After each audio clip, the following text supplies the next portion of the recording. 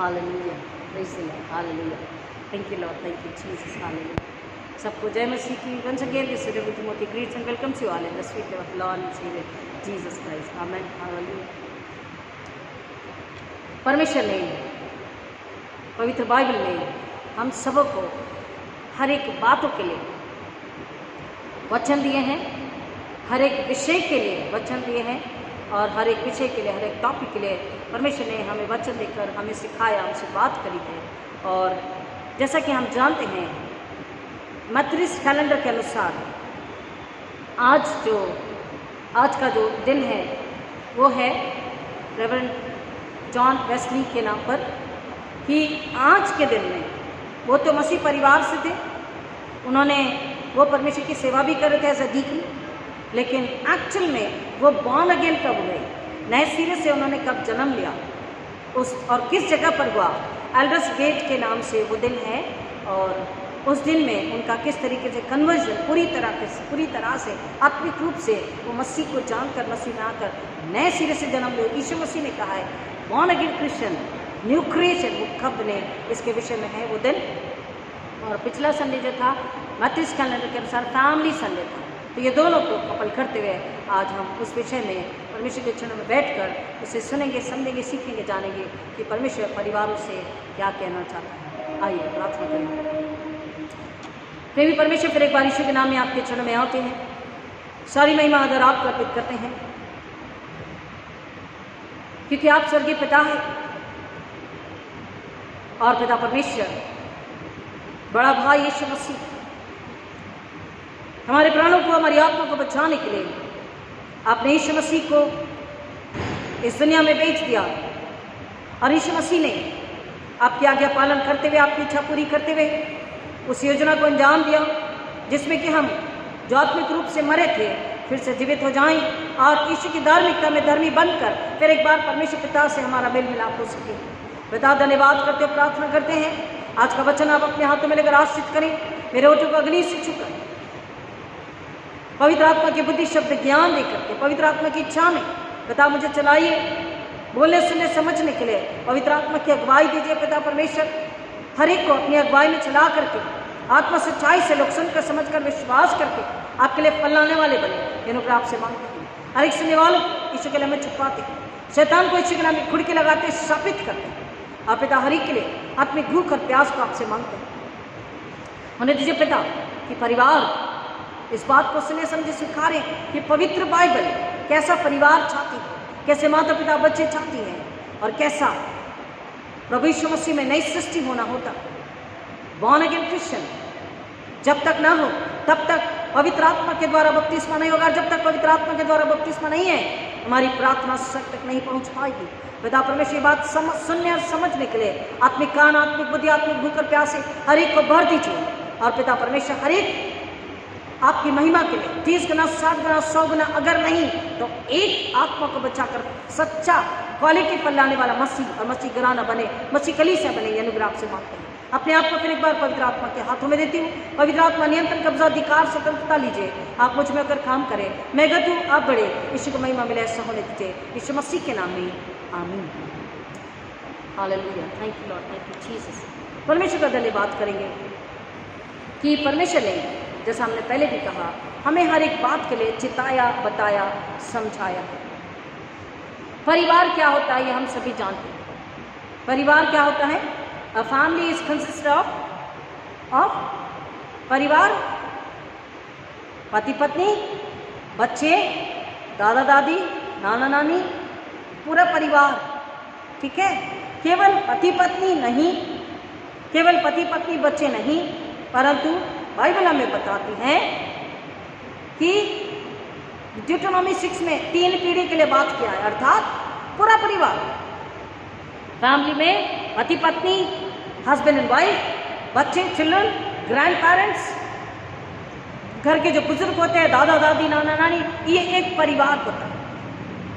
और घर में हर एक व्यक्ति जो है, एक एक व्यक्ति का, एक एक सदस्य का घर में क्या होता है? एक रोल होता है। एक एक व्यक्ति, एक एक मेंबर परिवार का जो है, उस घर में हर एक का एक रोल होता है। केवल एक व्यक्ति नहीं, पति या पिता, केवल एक ही व्यक्ति नहीं, माता या पत्नी, केवल बच्चे या बड़ा बेटा या बड़ी बेटी नहीं, सबका परिवार में एक रोल होता है जहां मसीह लोग। और परमेश्वर ने अब्राहम के विषय में क्या कहा? उत्पत्ति उसका 18 अध्याय 19वां वचन, जेनेसिस 18 और 19। परमेश्वर ने अब्राहम के विषय क्या कहा? जेनेसिस 18 और 19, उत्पत्ति 18-19। क्योंकि मैं जानता हूं कि वह अपने पुत्रों और परिवार को जो उसके पीछे रह जाएंगे आज्ञा देगा कि वे यहोवा के मार्ग में अटल बने रहे और धर्म और न्याय करते रहे, और ताकि जो कुछ यहोवा ने अब्राहम के विषय में कहा है उसे पूरा करें। अब बताइए कि अब्राहम अपने बाद, अपने पीछे अपने बच्चों को धार्मिकता में, आज्ञाकारिता में, पवित्रता में, वचन में, परमेश्वर के भय में चलना सिखाएगा।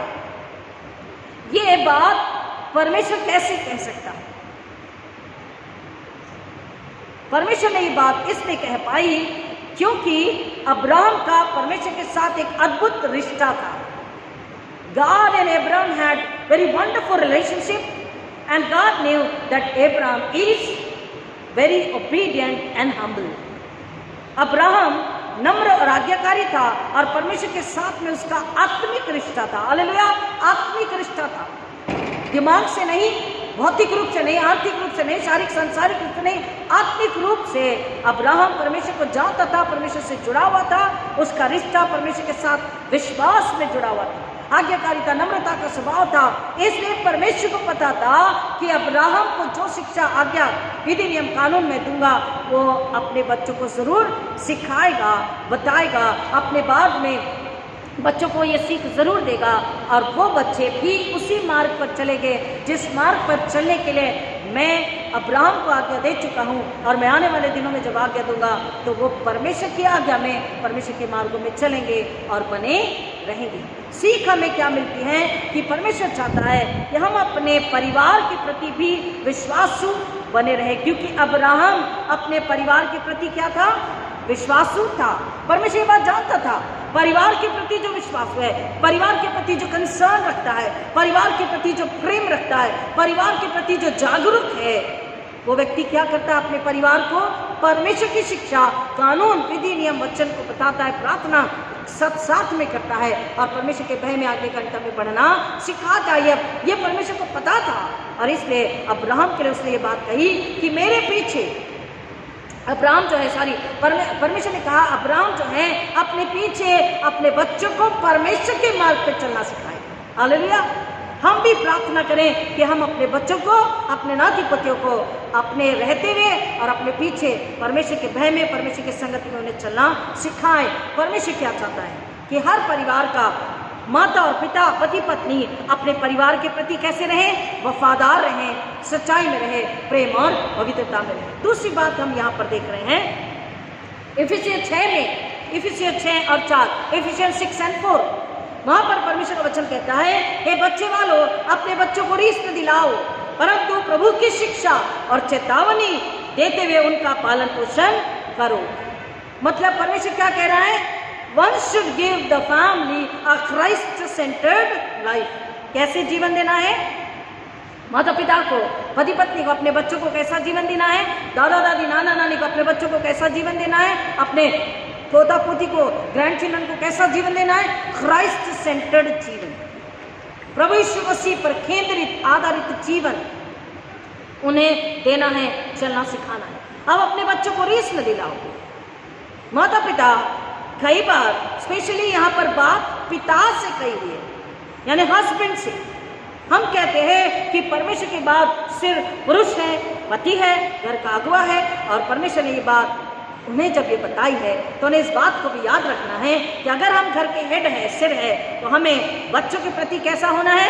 वफादार, नम्र, प्रेमी, पवित्र, शुद्ध, कोमल, उन्हें विश्वास में, उल्लास में, परमेश्वर के उल्लास में, आनंद में, वचन में बढ़ाने वाला, ना कि हर पल गुस्से में, पार्शलिटी में, पक्षपात करने में, उनके धीरज को तोड़ देने में, उन्हें निरुत्साहित करने में, उन्हें फ्रस्ट्रेट करने में, हर बात में रोकने टोकने में, बिना वजह रोकने टोकने में, और बिना वजह उन्हें नर्वस करने में। कई पेरेंट्स होते हैं बिना वजह टोकेंगे, बिना वजह नर्वस करेंगे, बिना वजह उन्हें चिढ़ दिलाएंगे, बिना वजह में गुस्सा दिलाएंगे और अनफेयर व्यवहार करते हैं। क्यों? क्योंकि वो परमेश्वर के साथ नहीं चलते। जो पिता परमेश्वर के साथ चलता है, जो पति परमेश्वर के साथ चलता है, वो अपने बच्चों को नम्रता और पवित्रता और प्रेम और धार्मिकता, जैसे अब्राहम के विषय परमेश्वर ने कहा, वैसे ही स्वभाव में, वैसे ही चाल चलन में वो अपने बच्चों को बढ़ाते हैं। दूसरा एक और वचन हम पढ़ते हैं कोलोसियंस 3:21, कोलोसियों 3:21 में, हे बच्चे वालों अपने अपने बालकों को तंग न करो, न हो कि उनका साहस टूट जाए। अपने बालकों को तंग न करो। यहाँ पर परमेश्वर का वचन बता रहा है कि बच्चों का पालन पोषण हमें केवल और केवल वचन के द्वारा, परमेश्वर की शिक्षाओं के द्वारा करना है। अब बच्चे की शिक्षा वचन के द्वारा, लालन पालन वचन के द्वारा एक पिता कैसे करेगा, एक माँ कैसे करेगी, पति पत्नी कैसे करेंगे? जब वो स्वयं वचन को जानते होंगे, जब वो स्वयं वचन में जीते होंगे, जब वो परमेश्वर के भय में, आज्ञाकारिता में जीते होंगे, तब ही वो अपने बच्चों को डिस्करेज यानी कि हताश निराश नहीं करेंगे, उत्साहित करेंगे। यस बेटा, you can read Bible, you can learn the verses, you can pray, you can preach, you can sing, you can do the ministry, you can go for ministry, you can serve the Lord, you can see the dreams and visions। माता पिता अपने बच्चों को क्या करते हैं? प्रोत्साहित करते हैं कि नहीं, आप प्रार्थना कर सकते हो, आप बाइबल पढ़ सकते हो, आप गाना गा सकते हो, आप प्रचार कर सकते हो, आप प्रभु की सेवा के लिए जा सकते हो, आप उसकी सेवा कर सकते हो, आप आत्मा को बचा सकते हो। माता पिता बच्चों को उत्साहित करें, वचन के लिए, प्रार्थना के लिए, सेवकाई के लिए। उन्हें निराश न करे, थोड़ी सी गलती पर उनका मजाक न उड़ाए, उनका हंसी न करे, ठट्ठा न करे। कई पेरेंट्स होते हैं, बुजुर्ग हो जाते हैं, लेकिन उन्हें ये मैच्योरिटी नहीं आती, परिपक्वता नहीं आई होती है कि वो बच्चों का मजाक न उड़ाए, हर छोटी बात में ना हंसे, न डांटे, हर बात में उनको हंस करके उनका उत्साह कम न करे। We need to encourage, don't discourage, Bible कहती है। और बार बार जब किसी बच्चे के साथ ऐसा किया जाए तो वो बच्चा नर्वस हो जाता है। It means we are not loyal and faithful to God and to our family. परमेश्वर क्या चाहता है? अब्राहम की तरह हम परमेश्वर से भी लॉयल रहे और परिवार से भी, परमेश्वर के प्रति भी विश्वास व आज्ञाकारी रहे और परिवार के साथ में भी हम वचन के लिए, प्रार्थना के लिए, धार्मिकता के लिए, पवित्रता के लिए, धीरज के लिए, नम्रता के लिए, विश्वास योग्यता के लिए, डेलिकेसी के लिए, केयर के लिए हम क्या करें? अपने परिवार को प्रेरित करें, उसी सांचे में डाले जो परमेश्वर ने दिया है। और साथ ही साथ अपने बच्चों को हमें क्या करना है? सावधानी बरतने के लिए उन्हें अलर्ट भी करना, उन्हें ताड़ित भी करना है। इब्रानियों 12:9-10 में, हिब्रूज 12:9-10, हिब्रूज 12:9-10, इब्रानी की पत्री 12:9-10। जबकि शारीरिक पिता ताड़ना किया करते थे, तो क्या आत्माओं के पिता के और भी अधीन न रहे, जिससे जीवित रहे? क्योंकि परमेश्वर तो हमारे लाभ के लिए हमारी ताड़ना करता है कि हम भी उसकी पवित्रता के भागी हो जाएं। पवित्रता, सैंक्टिफिकेशन, होलीनेस। मेथोडिस्ट के फाउंडर रेवरेंड जॉन वेस्ली ने ये बेस बताया बाइबल के अनुसार, the sanctification, purification is must. माता पिता को, घर के बुजुर्ग, दादा दादी, नाना नानी को, माता पिता को अपने बच्चों को क्या सिखाना है? बेटा, अगर हम तुम्हें शिक्षा दे रहे, अगर तारीफ कर रहे, अगर डांट रहे, सिखा रहे, बता रहे, समझा रहे, तो ये बाइबल कहती है। क्योंकि वचन कह रहा है कि जब माता पिता बच्चे को तारीफ करेंगे, यानी उन्हें अलर्ट करेंगे, उन्हें चिताएंगे, बताएंगे, सिखाएंगे, समझाएंगे, तो बच्चे का आत्मा नाश होने से बचेगा, पाप से, अधर्म से, शैतान की जंजीरों से बचेगा, संसार की लालसाओं से, शरीर के अभिलाषाओं से, आंखों के पाप से, व्यभिचार से बचेगा। और परमेश्वर का वचन कहता है कि जब मनुष्य, नश्वर मनुष्य ने, माता पिता जब अपने बच्चे को तारीफ कर सकते हैं, तो आत्माओं का पिता यानी कि हमारा स्वर्गीय परमेश्वर, उसके अधीन हमको कितना होना है? अब्राहम परमेश्वर के अधीन रहा और उसने हर आज्ञा का पालन किया। इसहाक को भी समर्पण करने के लिए पूरी तरह से आत्मा से वो तैयार था, और उसकी पत्नी भी, उसने कोई सवाल नहीं किया। परमेश्वर का वचन यहाँ बता रहा है कि परमेश्वर हमें तारीफ करता है हमारे लाभ के लिए। अगर परमेश्वर हमें तारीफ करता है, कभी कोई कमी घटी है, कभी कोई बीमारी, दुर्बलता है, तो परमेश्वर हमें अपनी ओर खींच रहा है। हालेलुया! परमेश्वर हमें अपनी ओर लेकर आ रहा है, परमेश्वर हमें विश्वास में बढ़ा रहा है, हमें धीरज में बढ़ा रहा है, हमें पवित्रता की ओर लेकर के चल रहा है। वचन हमें वो बता रहा है कि हमको किसके अधीन होना है? परमेश्वर के अधीन होना है। अब्राहम परमेश्वर के अधीन था। माता पिता, घर के बुजुर्ग यानी दादी नानी, दादा दादी, नाना नानी, घर के बुजुर्ग और माता पिता परमेश्वर के अधीन होंगे, आज्ञाकारी होंगे, विश्वास फेथफुल होंगे, तो ही वो अपने बच्चों को वही सिखाएंगे और वही उनसे उनके बच्चों में पीढ़ी दर पीढ़ी पास होता रहेगा, बढ़ता रहेगा, बढ़ता रहेगा। कई प्रचारक कहते हैं अपने बच्चों को विरासत में diabetes, sugar, BP, arthritis, cancer, ये रोग मत दो, जमीनें भी मत दो, जायदाद भी मत दो, प्रॉपर्टी मत दो, कुछ मत दो, क्योंकि जमीनें, जायदाद, प्रॉपर्टी भी झगड़े, लड़ाई, पाप को लाती है, व्यभिचार को लाती है, मर्डर्स को लाती है, हत्या को लाती है। तुम अपने बच्चों को विरासत में परमेश्वर की विश्वास योग्यता, परमेश्वर की पवित्रता, परमेश्वर की धार्मिकता, परमेश्वर का प्रेम, स्वर्ग की डिसिप्लिन दो। तुम्हारा बच्चा अपने आप प्रॉपर्टी और धन भी कमा लेगा, वो भी सही से, पवित्रता से, और उसका उपभोग भी करना चाहेगा परमेश्वर के धन्यवाद के साथ। धन्यवाद और दशमांश परमेश्वर की संगति के साथ में वो जीवन पवित्रता से जिएगा, परमेश्वर का फल लाते हुए, परमेश्वर के लिए फल लाते हुए, परमेश्वर के लिए महिमा लाते हुए। हालेलुया।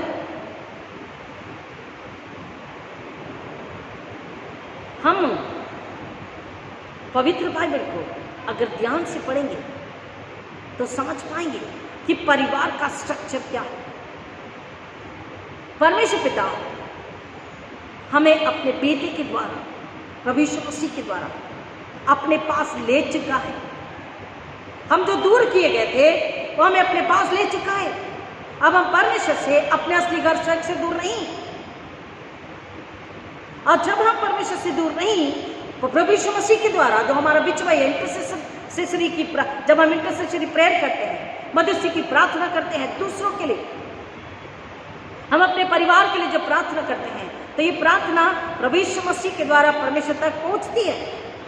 प्रभु यीशु मसीह बैठा है और परमेश्वर से कहता है कि मेरे लोग हैं, इन्हें माफ कर, अब अपना क्रोध मत भड़का, अभी रुक जा। प्रभु यीशु मसीह हमारे बिचवाई करता, बिचवाई का काम करता, मध्यस्थी का काम करता। हम जब पवित्र आत्मा के द्वारा जो हमारा सहायक है, सुनिए ध्यान से, पवित्र आत्मा के द्वारा जो हमारा सहायक है, बड़ी नम्रता के साथ पवित्र आत्मा को अधिकार, स्वतंत्रता देकर कहते पवित्र आत्मा आपके द्वारा हम प्रार्थना कर रहे हैं। हमें प्रार्थना करना नहीं आता, आप सिखाइए प्रार्थना करना। और पवित्र आत्मा के द्वारा एकांत में जब प्रार्थना करते हैं यीशु मसीह के नाम में, परमेश्वर के पास प्रार्थना पहुंचती है, परमेश्वर प्रार्थना को सुनता है और अपन परिवार को हम खुद ताड़ना सहने के लिए तैयार होते रहते हैं जो परमेश्वर की ओर से आ रही है, क्योंकि हम उस ताड़ना के द्वारा और भी धुले जाते, शुद्ध किए जाते, पवित्र किए जाते, धार्मिकता की ओर बढ़ते हैं, पवित्रता की ओर बढ़ते हैं। परमेश्वर से हमारा आत्मिक रूप से मेल मिलाप ही नहीं, बंधन भी जुड़ जाता है। हालेलुया, आमीन। बंधन जुड़ना जरूरी है और ये बंधन फिर किसी भी परिस्थिति में कभी नहीं टूटता। शैतान, संसार, पैसा, प्रॉपर्टी, लोभ, व्यभिचार, मूर्ति पूजा, घमंड, अहंकार, रिश्तेदार, पड़ोसी, कलीसिया, कोई भी बुराई की वजह से, कोई भी ताकत की वजह से ये आत्मा का बंधन परमेश्वर के साथ हमारा कभी भी न कमजोर होता, न टूटता। और तब हम अपने परिवार को स्थिर, परमेश्वर के वचनों पर, शिक्षा पर स्थिर खड़ा, उस बेस पर आधारित रख करके खड़ा रख सकते हैं, ताकि वो शैतान के अधिकार से, शैतान के हाथों से बच सके। इसका मतलब यहाँ पर वचन ये बता रहा है, पहला अर्थात ये कि हम अपने परिवार को किस तरीके से सिखाएं। पहला कमिटमेंट, यानी कि वचनबद्ध होना। अपने परिवार को हम बताएं कि आप एक प्रतिज्ञा में बंधे हो परमेश्वर के साथ, फिर एक दूसरे के साथ। तो जो कमिटमेंट है, जो प्रतिज्ञा है, वचनबद्ध है, उसको याद रख के हमको उसको पूरा भी करना है। दूसरा, कैसे पूरा करेंगे? प्रेम के साथ।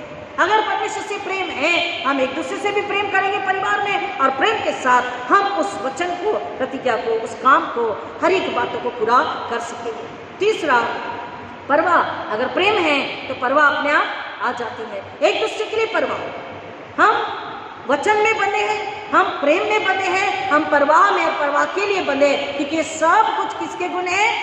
परमेश्वर के, यीशु मसीह के, पवित्र आत्मा के। और उसके बाद में भक्ति, डिवोशन, भक्ति, आराधना, बाइबल, प्रार्थना सुबह शाम दोपहर रात जब भी हमको वक्त मिलता, पर्सनल वैयक्तिक, लेकिन पारिवारिक प्रार्थना सुबह और रात को जरूर होनी चाहिए। सुबह नाश्ते की टेबल पर और रात को खाने के पहले पारिवारिक प्रार्थना जब होती है, तब परमेश्वर का वचन कह रहा है हम परमेश्वर के प्रति वफादार होते हैं और परमेश्वर हमारे जीवनों से हर तकलीफों को दूर करके हमारी प्रार्थना का उत्तर दे करके हमें आशीषित करता है। और उसके बाद परिवार में एक बात और होती है, इंस्ट्रक्शंस जो बाइबल यहाँ पे बता रहा, ताड़ना।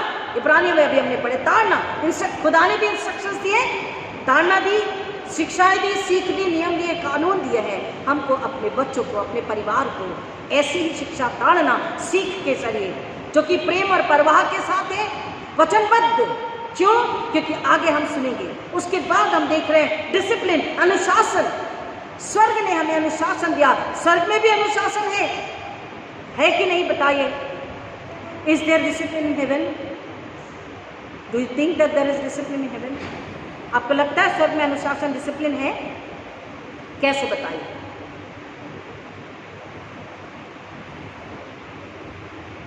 परमेश्वर ने बेटे से कहा तू जा, और उसने बोला मैं जाऊंगा। अपना स्वर्गीय घर छोड़कर, स्वर्गीय वैभव अधिकार को छोड़कर, सुख आराम सुकून को छोड़कर वो पृथ्वी पर गंदी चन्नी में जन्म लेता है। योना के हाथ से बपतिस्मा लेता है। नम्रता, परमेश्वर के लिए भक्ति, आदर, प्रेम, और जिनके लिए भेजा उनके लिए परवाह, वचनबद्ध होना, परमेश्वर के साथ वचनबद्ध, आज्ञाकारिता, नम्रता, प्रेम, परवाह, ये सब पवित्रता स्वर्गीय थी।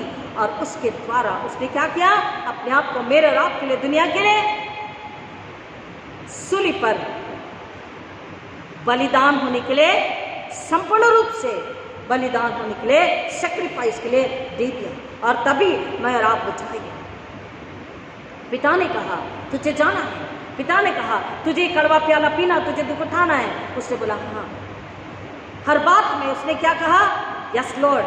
वो क्या बोलता है? मैं अपनी ओर से कुछ नहीं कहता, जो मेरा पिता कहता है वही मैं कहता हूँ, वही मैं बताता और सिखाता हूँ, और वही मैं करता हूँ। ये स्वर्ग का डिसिप्लिन है, तो मसीह घरानों में क्यों नहीं स्वर्गीय डिसिप्लिन होना चाहिए? वचनबद्ध, प्रेम, परवाह, भक्ति और अनुशासन, इसके साथ में जब हम चलते हैं। और यही बात रेवरेंड जॉन वेस्ली मेथोडिज्म के जो फाउंडर है उन्होंने बताई, क्योंकि उनके परिवार में यही बात हम आगे देखेंगे। और पवित्र शास्त्र में हमें एक अच्छे पिता का उदाहरण जब मिलता है, हम देख सकते अब्राहम, और दूसरा एक अच्छे पिता का उदाहरण अगर बाइबल में देखना है तो देख सकते जोशुआ, यहोशू 24:5, जोशुआ 24:5। वो कहता है कि तुम चुन लो, आज तुम चुनो कि तुम्हें किसकी आराधना करनी है। जबकि मेरे परिवार के लिए आता है तो मैं तुमसे कह देता हूं कि मैं और मेरा घराना तो परमेश्वर की सेवा करेंगे। इज अ गुड फादर, अपने परिवार के लिए निर्णय ले रहा है कि मैं और मेरा घराना परमेश्वर के घर को, परमेश्वर के भवन को, परमेश्वर की आराधना को छोड़कर नहीं जाएंगे, हम परमेश्वर की सेवा करेंगे। दाऊद, उसने अपने बेटे को आज्ञाकारिता, परमेश्वर का भय मानना सिखाया। फर्स्ट क्रॉनिकल्स 28:9, पहला इतिहास 28:9। फर्स्ट क्रॉनिकल्स 29:19, परमेश्वर का वचन हमें बता रहा है परिवार में आज्ञाकारिता, नम्रता और प्रेम। और बाइबल के अनुसार परमेश्वर का वचन बता रहा है कि एक पति को कैसा होना चाहिए।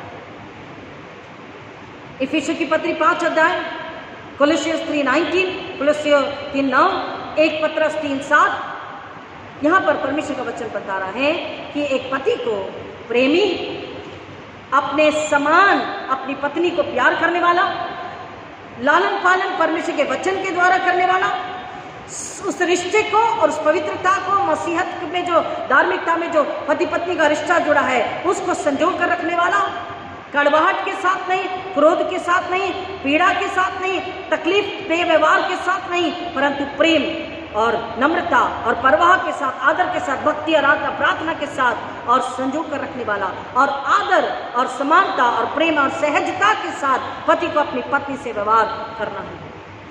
और अगर हम एक अच्छे पति का उदाहरण देखना चाहते हैं तो बाइबल में जेकब का उदाहरण, याकूब का उदाहरण मिलता है। 14 साल अपनी पत्नी राहेल के लिए उसने सेवा करी और उसने प्रेम किया और अपने घर लेकर के आया। बोआज ने रूथ को अपने घर लेकर के आया और पूरा अधिकार, प्रेम, सम्मान उसे दिया। ये अच्छे पति का उदाहरण पवित्र बाइबल में हम देखते हैं। अब बाइबल के अनुसार एक आत्मिक और पवित्र और सरल और सीधी माता कैसी होनी चाहिए? पवित्र बाइबल हमें बताती है कि वो अपने बच्चों से प्यार करने वाली, अपने बच्चों का लालन पालन आत्मा और सच्चाई से करने वाली और पवित्रता से उसका लालन पालन करने वाली और वचन को खिला पिलाकर उसको नरिश यानी उसकी बॉडी को, उसकी आत्मा को तंदुरुस्त बनाने वाली, परमेश्वर के भय में वचनबद्ध होकर चलना सिखाने वाली, परमेश्वर का अनुशासन यानी डिसिप्लिन देने वाली और प्रार्थना का जीवन देने वाली।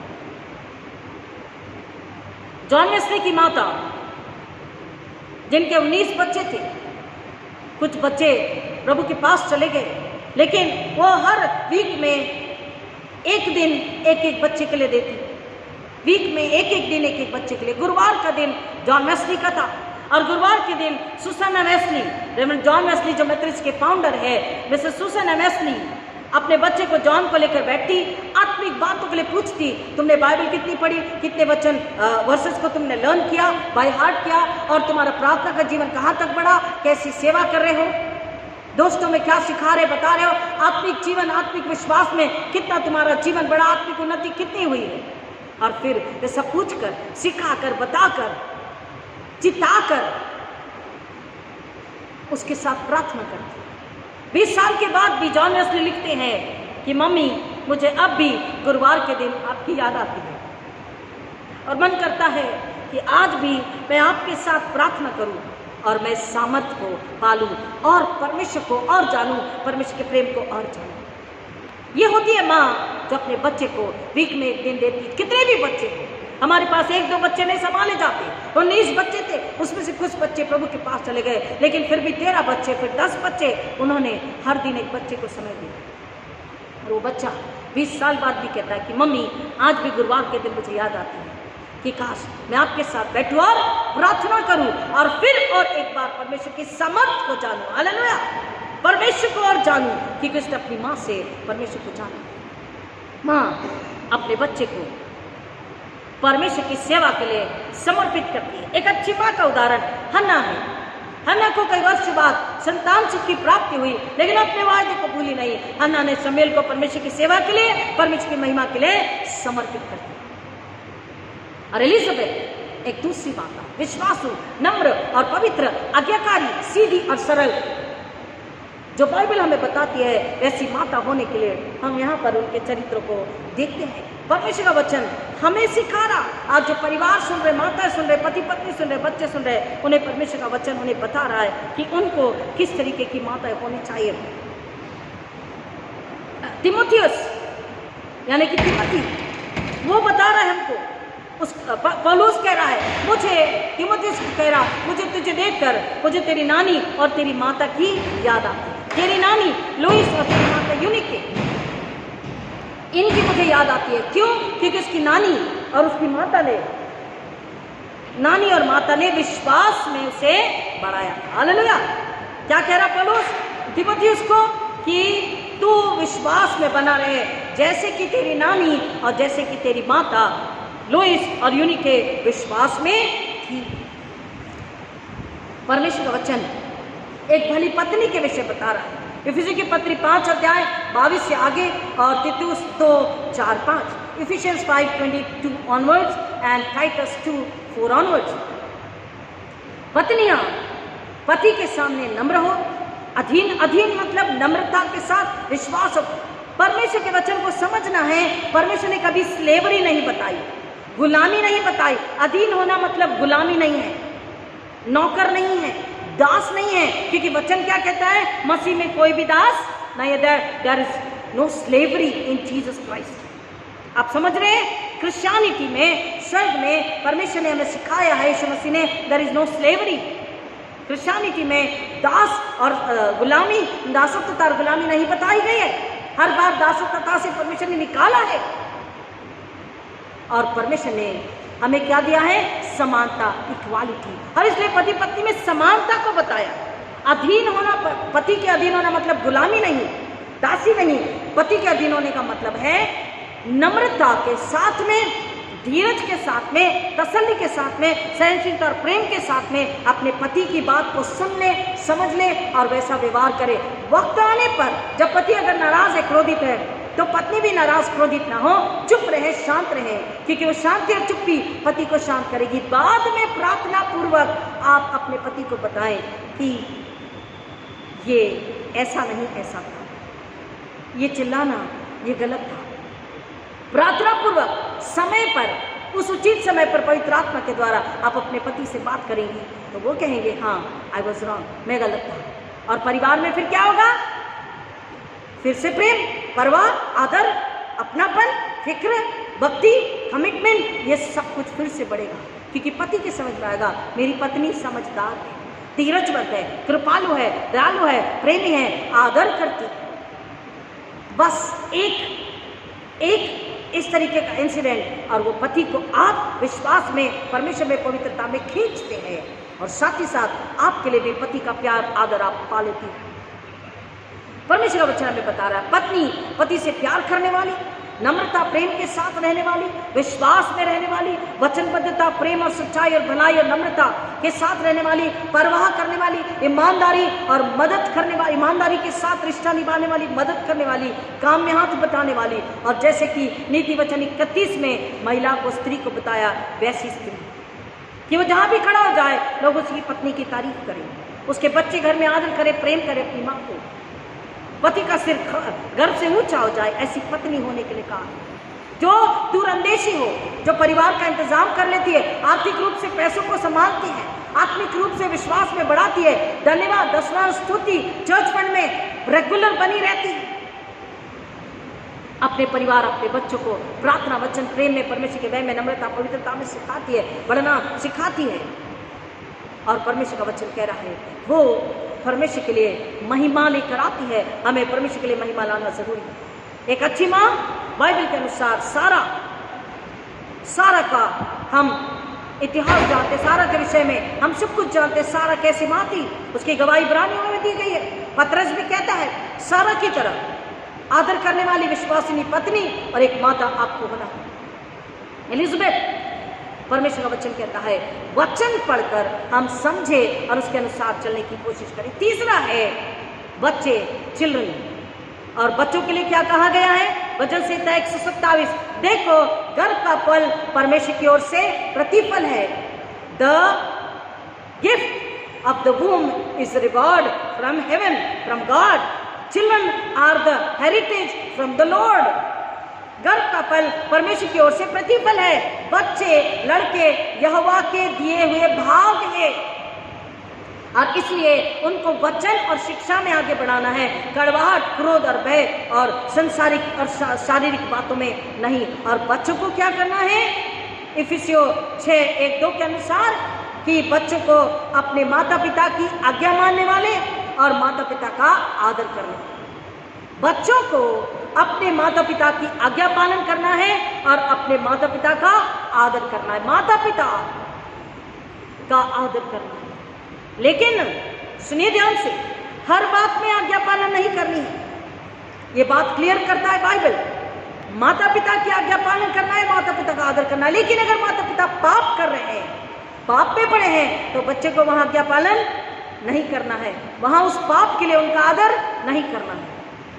आदर करना है, उन्हें अपशब्द नहीं बोलने हैं, उन पर हाथ नहीं उठाना है, लेकिन उन्हें बताना है इस बात में हम आपका साथ नहीं देंगे क्योंकि पाप है, अधर्म है, व्यभिचार है, मूर्ति पूजा है, घमंड अहंकार है, चोरी है, लालच है, भय है, ईर्ष्या है, घृणा है, झूठ है, चर्च के विरुद्ध है, पवित्र शास्त्र, पवित्र बाइबल सब के विरुद्ध है, यह हम आपका साथ नहीं देंगे। और अच्छाई के लिए, सच्चाई के लिए, वचन प्रार्थना के लिए, परमेश्वर के भय के लिए, पवित्रता के लिए बच्चों को माता पिता की आज्ञा का पालन करना है, माता पिता का आदर करना है। ऐसा करने से बच्चों को परमेश्वर बोल रहा है, प्रोमिसेस भी है, आज्ञा के साथ वायदा है कि आप सुकून से रहोगे, आशीषित रहोगे, फलदायी रहोगे, जमीन पर भी और स्वर्ग में भी। और उसके बाद है ग्रैंड पेरेंट्स, यानी कि दादा दादी, नाना नानी, घर के बुजुर्ग। प्रोवर्ब्स 17:6 नीति वचन 17:6 में बोल रहा है, उन्हें परमेश्वर के प्रेम में बढ़ना उन्हें सिखाना है। क्यों? कि जब दादा दादी नाना नानी अपने बच्चों को प्रेम वचन विश्वास में बढ़ाते हैं, तो वो बच्चे अपने बच्चों को वचन प्रार्थना प्रेम विश्वास में बढ़ाते हैं। 3 पीढ़ी के लिए डिट्रोनॉमी 6 में बात कही गई। व्यवस्था विवरण 6 में क्या बोला है?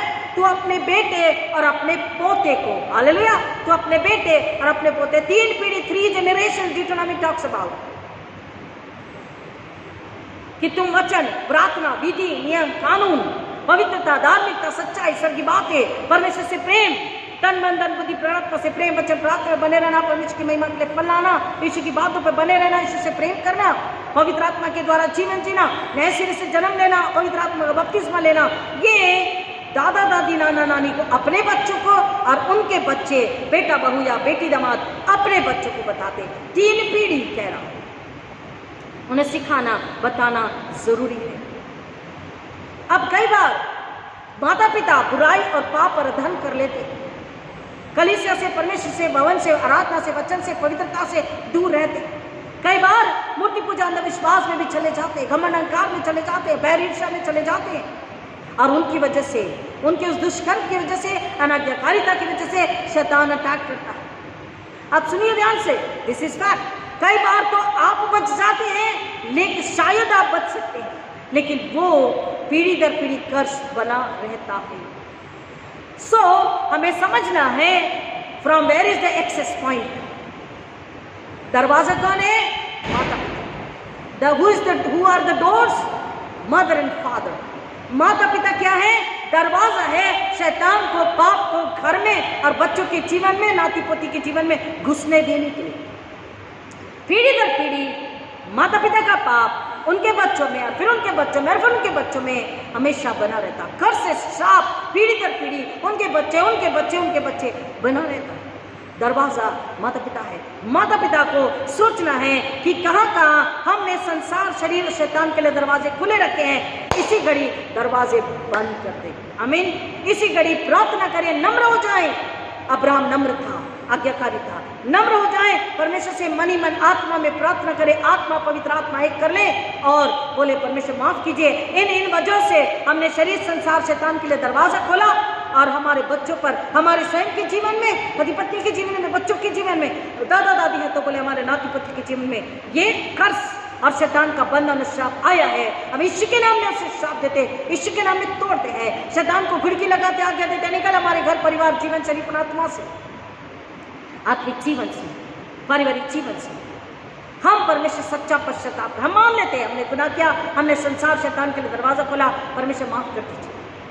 और जब हम माफी मांगते, सच्चे हृदय से पश्चाताप करते हैं, दरवाजा बंद कर देते, ईश्वर के लहू पवित्र आत्मा की आग से सील लगा देते हैं, तब शैतान फिर दरवाजे को खोल नहीं सकता। बशर्ते कि हम जान करके भी फिर दोबारा पाप अधर्म अपराध अनाज्ञाकारिता करे, घमंड अहंकार करे, झूठ पे जाए और फिर दरवाजा खोले, अन्यथा शैतान का अधिकार नहीं। हमको अपने बच्चों को शिक्षा देने वाले एक वचन पढ़ते हैं, सुंदर वचन है, तीतुस 2:3 से 5, टाइटस 2:3-5।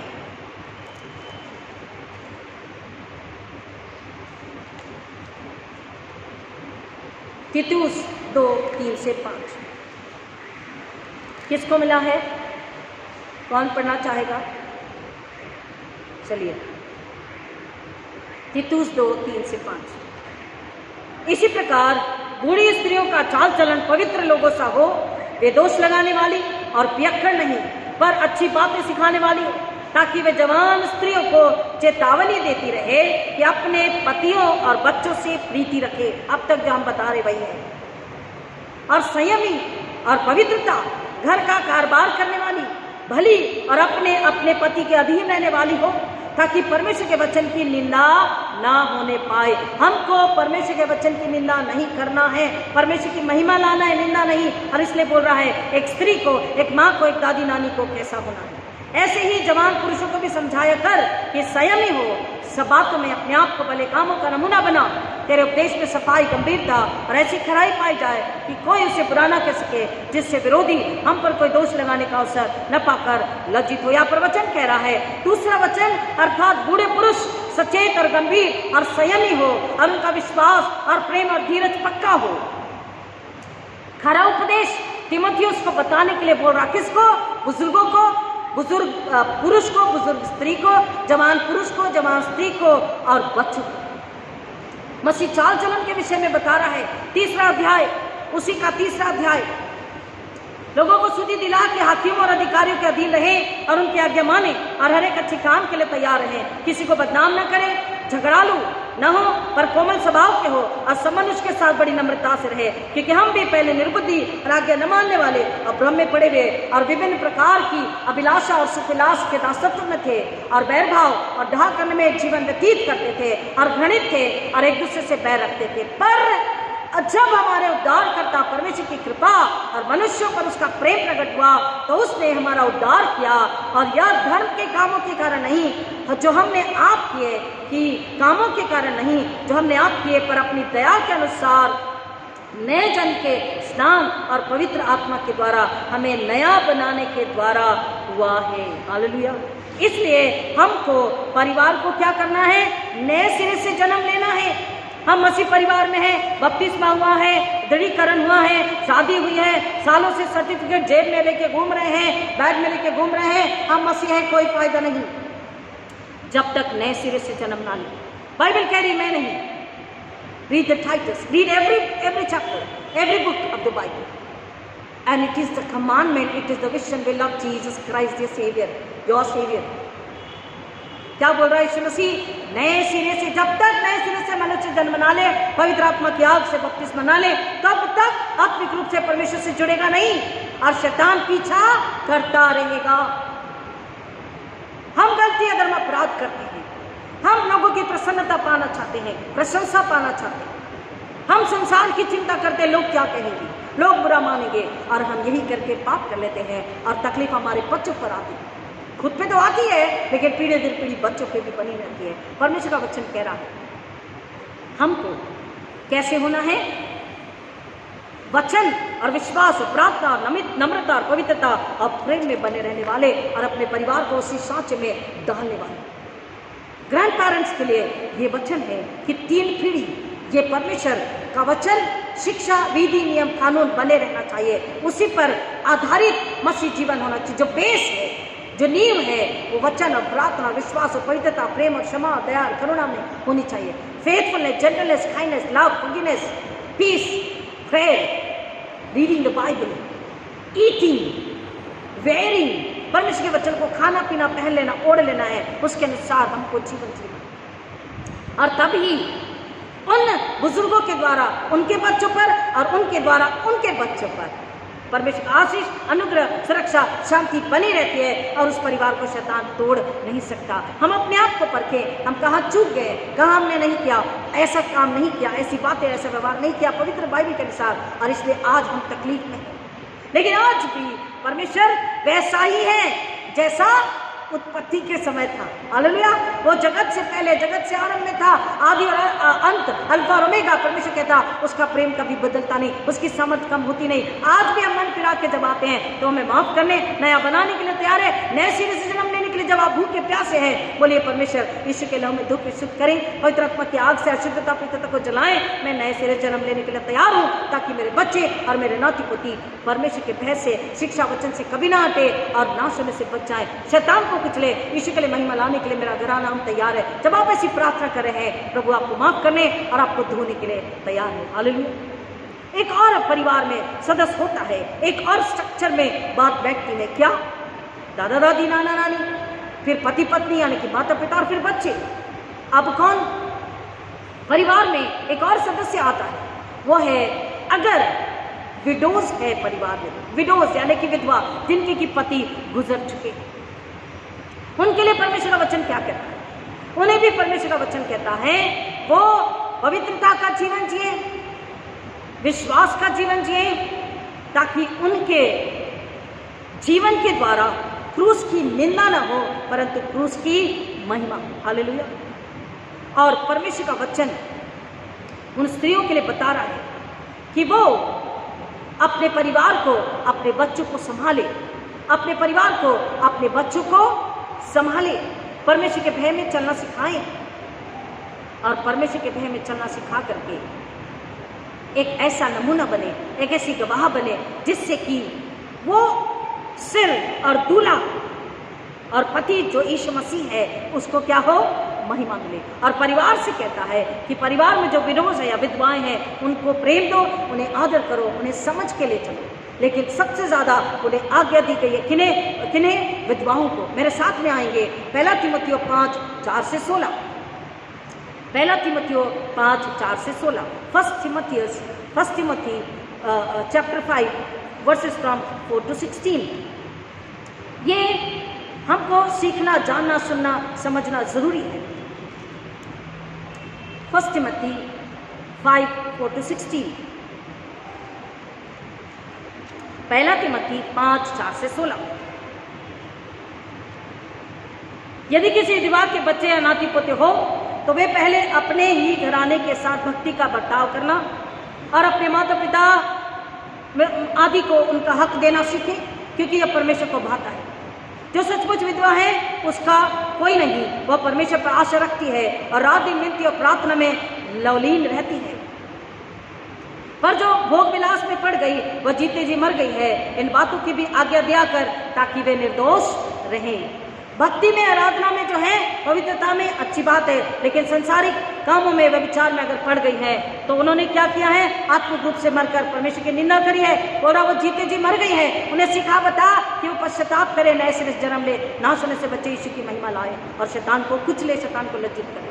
इन बातों की भी आज्ञा दिया कर भी निर्दोष रहे। पर यदि कोई अपनों की और निज करके अपने घराने की चिंता न करे तो वह विश्वास से मुकर गया है और अविश्वासी से भी बुरा बन गया है। उसी विधवा का नाम लिखा जाए जो 60 वर्ष से कम की न हो और एक ही पति की पत्नी रही हो और भले काम में सुनामी रही हो, जिससे बच्चों का पालन पोषण किया हो, अतिथियों की सेवा की हो, पवित्र लोगों के पांव धोए हो, दुखियों की सहायता की हो और हर एक भले काम में मन लगाया हो। पर जवान विधवाओं के नाम न लिखना, क्योंकि जब वे मसीह का विरोध करके सुख विलास में पड़ जाती है तो विवाह करना चाहती है। जवान विधवाएं, जवान औरतें, लेडीज जिनके पति का देहांत हो गया है, परमेश्वर का वचन कह रहा अगर वो व्यभिचार में लग जाती है तो वो क्या कर रही है? व्यभिचार मतलब पाप और परमेश्वर की निंदा कर रही है। कह रहा इनके नाम मत लिखना, क्योंकि वो सांसारिक सुख विलास चाहती है और दोषी ठहरती है, क्योंकि उन्होंने अपने पहले विश्वास को छोड़ दिया है।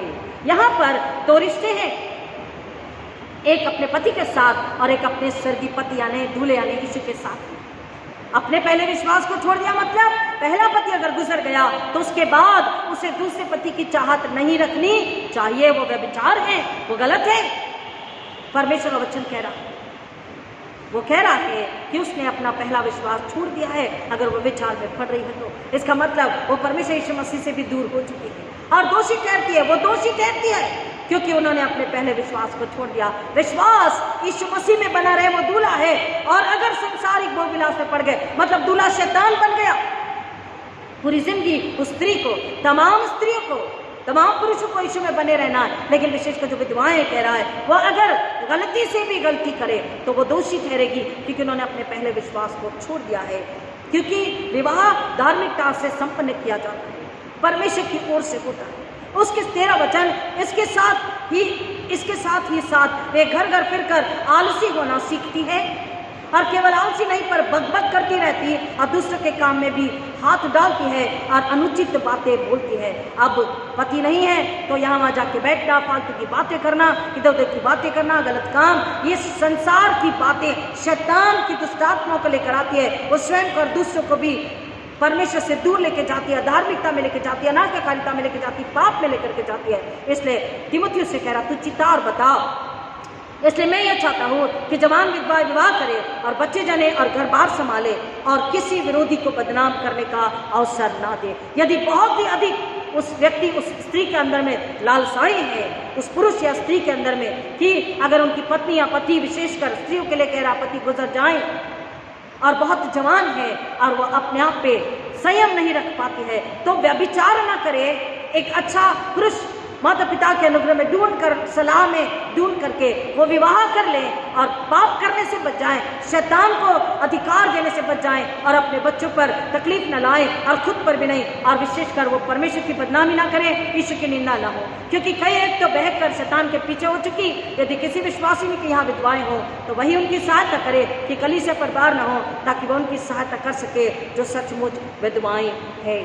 हमको वचन को समझना है कि फैमिली का स्ट्रक्चर क्या है और स्ट्रक्चर को परमेश्वर के भय में, परमेश्वर की आज्ञाकारिता में हमें पूरा करना। कंक्लूजन क्या है कि परमेश्वर का परिवार, परमेश्वर परिवार चाहता है, परमेश्वर परिवार का परमेश्वर है, परमेश्वर परिवार से प्रेम करता है। इसलिए काना में सबसे पहला चमत्कार किया था विवाह के घर में, और परमेश्वर चाहता है कि मसीह घराने, एक ही सेंटेंस में सुनिए ध्यान से, मसीह घरानों के लिए परमेश्वर कहता है मसीह घराने कैसे होते हैं।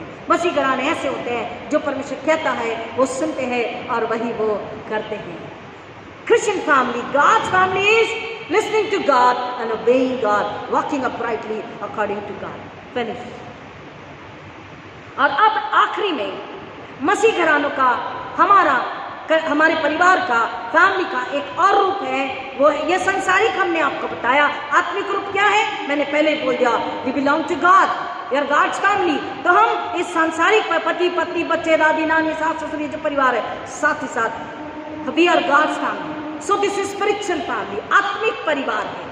और आत्मिक परिवार में पिता हमारा स्वर्गीय परमेश्वर, हमारा स्वर्गीय पिता हमारा पिता है, बड़ा भाई है, वो स्ट्रक्चर है और हम बच्चे हैं। और यीशु मसीह ने क्या बोला मरकुस रचित सुसमाचार 3:34-35 में, मेरे माता पिता, मेरे भाई और बहन कौन है?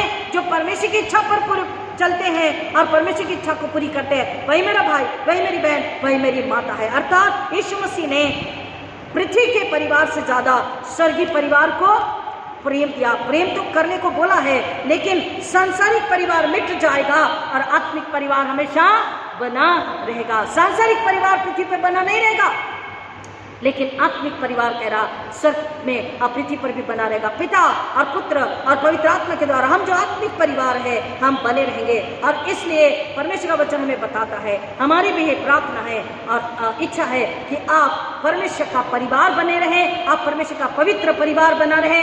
You must be the heavenly family, become the heavenly family, be the heavenly family for the glory of Jesus Christ. लेकिन परमेश्वर का वचन कह रहा है, अगर आप सच में मसीह परिवार बन के रहना चाहते हैं, आत्मिक परिवार बन के रहना चाहते हैं, तो आपको आपका छुटकारा लेना जरूरी है। One should ask God for the deliverance. अगर आपका छुटकारा नहीं हुआ, मैं नहीं कह रही, परमेश्वर का वचन कहता है, यीशु ने कहा निकोदेमुस उसके पास आया, बोला तुझे नए सिरे से जन्म लेना जरूरी है। निकोदेमुस को तो पूरे लॉ पता थे, बाइबल पता थी, लेकिन यीशु ने क्या बोला? तुझे नए सिरे से जन्म लेना जरूरी है, तेरा छुटकारा जरूरी है। 1 यूहन्ना 3:1, 1 जॉन 3:1। देखो पिता ने हमसे कैसा प्रेम किया कि हम परमेश्वर की संतान कहलाएं, और हम हैं भी। इस कारण संसार हमें नहीं जानता, क्योंकि उसने उसे भी नहीं जाना। संसार का देवता शैतान है, वो परमेश्वर से घृणा करता, उसे नहीं जानता, वो हमें भी नहीं जानेगा। हमको क्या करना है? हम उसके संतान, हम उसके परिवार है, आत्मिक फैमिली है। हमको नए सिरे से जन्म लेना जरूरी है। पूरा छुटकारा, आत्मिक जीवन, पवित्र आत्मा की आग से बपतिस्मा, और फिर हम परमेश्वर और पवित्र आत्मा और यीशु मसीह हम एक होते हैं, और फिर हमारा घर परिवार परमेश्वर की महिमा के लिए फल लाता है, परमेश्वर की महिमा लाता है। रेवरेंड जॉन वेस्ली का जीवन हमें बताता है, जब 5 साल के थे, छोटे ही थे, तो उनके घर में आग लग गई। वक्त को देखते हुए हम बहुत शॉर्ट में आपको बताएंगे। रेवरेंड जॉन वेस्ली के पिता रेवरेंड सैमुअल वेस्ली और उनकी माता सुसैना वेस्ली, वो एक पास्टर थे। उनका घर घास फूस तनस जो होती उससे बना हुआ था, खेती बाड़ी उनका काम था, और सेवकाई भी करते थे। बहुत ही गरीब दशा में आर्थिक तंगियां थी, लेकिन उसमें भी उन्होंने अपने बच्चों को संतुष्टि में जीना, धार्मिकता में जीना, विश्वास वचन प्रार्थना में जीना सिखाया, आज्ञाकारिता नम्रता में जीना सिखाया। घर के कायदे कानून माने बनाए कि कोई घर में जोर से बात नहीं करेगा, बच्चा घर में जोर से रोएगा नहीं, आपस में एक दूसरे में झगड़ा नहीं करेंगे, आपस में एक दूसरे की चुगली नहीं करेंगे, एक दूसरे से आदर प्रेम का व्यवहार करेंगे। 5 साल का होते ही बच्चा बाइबल अल्फाबेट सीखेगा और बाइबल पढ़ना सीखेगा, बाइबल के वचन को बाय हार्ट करेगा। और फिर प्रार्थना करना भी सीखेगा और परमेश्वर की सेवा के लिए बच्चा समर्पित होगा 5 साल की उम्र से। अब ऐसा हुआ कि पवित्रता, धार्मिकता, विश्वास में जीते हुए इन्होंने reverend Samuel Wesley, Susan Wesley ने अपने बच्चों को मसीह जीवन में, विश्वास में, प्रार्थना में, वचन में बढ़ाया। रेवरेंड जॉन वेस्ली जब छोटे ही थे तो उनके घर में आग लगी और घर तो घास फूस का घर था और ऐसे इस तरीके से आग लगी कि पता भी नहीं पड़ा। तो जिसको जैसे पता पड़ा कि घर में आग लग चुकी है तो सब भागने लगे बाहर और उनकी जो सर्वेंट थी वो भी बच्चे को लेकर, एक बच्चे को लेकर भागी, दूसरे बेटे को लेकर, इससे कहा कि तुम भी जल्दी से मेरे पीछे आ जाओ। लेकिन जॉन वेस्ली थोड़े से घबरा गए, बहुत छोटे थे। ये बात है 9 फरवरी 1709, 9 फरवरी 1709 की बात है, जब उन्होंने देखा उनके घर में आग लग गई। और उनकी टिप्पणी बताती है कि वो उस वक्त में जॉन वेस्ली जो थे, कितने, जॉन्स 11 ईयर ओल्ड सिस्टर, नहीं वो उससे भी छोटे थे, वो अपनी बहन से भी छोटे, बहुत छोटे थे, 5 या 6 साल के वो थे। और उस वक्त घर में जब आग लगी तो वो डर गए थोड़े से, वो सर्वेंट के पीछे नहीं गए, वो ऊपर के कमरे में गए। पूरे घर में आग लग गई, धुआं धुआं हो गया, सब है, परिवार के लोग हैं, सबको नाम लेके बुला, सब परिवार जमा हो गया, जॉन वेस्ली वहां नहीं है। पड़ोसी भी आ गए, इतनी आग लगी है कि कोई जा नहीं सकता भीतर में। सबने सोचा कि जॉन वेस्ली अब नहीं रहे। पता माता पिता ने क्या किया? घुटनों पर आए, reverend Samuel Wesley, reverend John Wesley के पिता और माता घुटनों पर आए बच्चों के साथ और प्रार्थना करी, परमेश्वर पिता जॉन की आत्मा को स्वीकार करना। हालेलुया! क्या बोला? परमेश्वर पिता हमारे बेटे जॉन की आत्मा को स्वीकार करना। यीशु मसीह ने क्या बोला? पिता मैं अपना आत्मा तेरे हाथों में देता हूं, शैतान के हाथ में नहीं जाना चाहिए। परमेश्वर पिता जॉन की आत्मा को स्वीकार करना। प्रियो, थोड़ी देर बाद देखो ना, रेवरेंड जॉन वेस्ली ने, रेवरेंड सैमुअल वेस्ली उनके पिता ने कुड़कुड़ाया नहीं, गुस्सा नहीं किया कि मैंने इतनी सेवा करी, तूने मेरे बच्चे को क्यों ले लिया। उन्होंने क्या बोला? परमेश्वर पिता जॉन की आत्मा को स्वीकार करना। और क्या हुआ? पड़ोसी ने सडनली देखा ऊपर के फर्स्ट फ्लोर या सेकंड फ्लोर में खिड़की पर जॉन वेस्ली खड़े हैं। उन्होंने कहा जॉन इज स्टैंडिंग देयर। और उन्होंने धीरे धीरे कैसे तो भी कोशिश करी। अब उस समय सीढ़ियां नहीं होती थी, तो ये टिप्पणी बताती है कि जैसे बच्चे नहीं आम तोड़ने के लिए या दीवार कूदने के लिए एक के ऊपर एक चढ़ते हैं, वैसे उन्होंने सीढ़ी बनाई, कंधों की सीढ़ी, और एक के ऊपर दूसरा, दूसरे के ऊपर तीसरा, तीसरे के ऊपर चौथा, ऐसे करके सीढ़ी बनाई और वहां तक पहुंचे। और अब जॉन ने भी हिम्मत दिखाई और धीरे से वो आगे आया और जैसे ही वो बच्चा उनके हाथों बाहर आ गया, पूरा घर गिर गया और राख बन गई। यहाँ परमेश्वर ने जॉन को बचाया। क्यों? क्योंकि माता पिता विश्वास, वचन, ईमानदारी, सच्चाई, पवित्रता में थे। और माँ ने उस बच्चे का नाम रखा brand plucked from the burning, और रेफरेंस टू जकराया 3:2। जकराया 3:2 में ये बात है, क्या ये आग में से निकाली हुई लुटकी नहीं है? परमेश्वर का वचन कह रहा, उसने अपने बच्चे को ये नाम दिया। और रेवरेंड जॉन वेस्ली की जब डेथ हुई तो उन्होंने बोला, यही लिखना, here lies the body of John Wesley, a brand plucked out of the burning. और यहाँ पे वचन बता रहा कि जॉन, अब सुनिए ध्यान से, लास्ट में हम खत्म करेंगे, एल्डर्स गेट एक्सपीरियंस कन्वर्जन। आत्मिक रूप से जॉन वेस्ली ने नए सिरे से जन्म कैसे लिया? हमारे मेथोडिस्ट के फाउंडर, सुनिए ध्यान से, रेवरेंड सैमुअल वेस्ली का, उनके पिता का देहांत 25 अप्रैल 1735 में हो गया। सुसन वेस्ली ने धीरज को नहीं खोया, अपने बच्चों को वचन, प्रार्थना, विश्वास में बढ़ाती रही। और अब दोनों बच्चे, उनका भाई चार्ल्स वेस्ली जो गीतों को लिखते थे पवित्र आत्मा के द्वारा, और उनकी गीत हिम्स आज भी लोग गाते हैं और कईयों ने नए सिरे जन्म लिया, गीतों को सुनकर उनका उद्धार हुआ। चार्ल्स वेस्ली और जॉन वेस्ली ने सेवा में अपने आप को समर्पित कर दिया। यहाँ पर एक दिन जब both the brothers decided to serve missionaries at the new colony Georgia on boat gauge, their ship was struck by a storm। आंधी तूफान में जहाज फंस गया। और तब जॉन वेस्ली और चार्ल्स वेस्ली ने क्या देखा? स्पेशली जॉन वेस्ली बड़े ध्यान से देख रहे थे कि वहां उस तकलीफ में फंसे लोग आनंद से परमेश्वर की स्तुति कर रहे थे। They were singing praise and worship to God, आनंद से आराधना कर रहे थे। जॉन वेस्ली ने देखा इतने मौत की तकलीफ में भी ये लोग आनंद से आराधना, महिमा, स्तुति कर रहे हैं। और तब उसने अपने आप पर ग्लानि महसूस करी, उसे अपने आप पर शर्म आई और उसने बोला कि मेरे अंदर एक सवाल आया कि क्या मेरा विश्वास आत्मिक है? क्या सच में मैं आत्मिक रूप से नए सिरे से जन्मा जीवित हूँ? ये मृत्यु में भी इतने आनंदित है, मेरा विश्वास कम है, मेरा विश्वास आत्मिक नहीं है। उन्हें शर्म आई, उन्हें ग्लानि हुई, और वचन और उनकी टिप्पणी उनकी जीवन कथा बताती है। In England John's association with Peter Moran missionary led to the conversion in the evening of 24th May 738 John joined a little group of people gathered for prayer in a place Aldersgate street in London.